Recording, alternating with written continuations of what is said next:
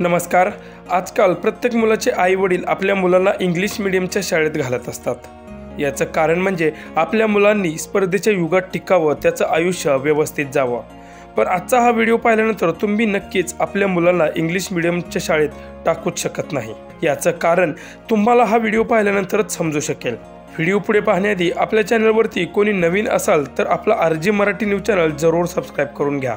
व्हिडिओमध्ये तुम्ही पाहू शकता की एका कृषी प्रदर्शनामध्ये एका जिल्हा परिषद शाळेच्या विद्यार्थ्यांनी एक स्टॉल मांडून तिथे रासायनिक शेती आपल्या शरीरासाठी किती धोकादायक असून सेंद्रिय शेती आपल्या शरीरासाठी किती फायदेशीर आहे याचं महत्त्व पटवून देताना या जिल्हा परिषदेच्या शाळेतील विद्यार्थ्यांचा सेंद्रिय शेतीवरील किती काटेकोरपणे अभ्यास असू शकतो हे पुढे तुम्हीच पहा।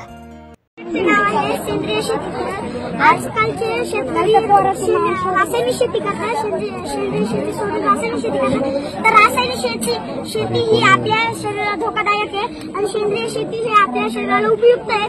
तर तुम्ही कधी बाजारात गेला असेल, भाजीपाला आणला असेल, तो धुतला मग बनवला, तर तुम्ही आजारी पडले असाल तर त्याचं कारण असं आहे का त्या भाजीपाल्यामध्ये रासायनिक खत वापरले जातात, रासायनिक केमिकल वापरले जातात, म्हणून तुम्ही आजारी पडता।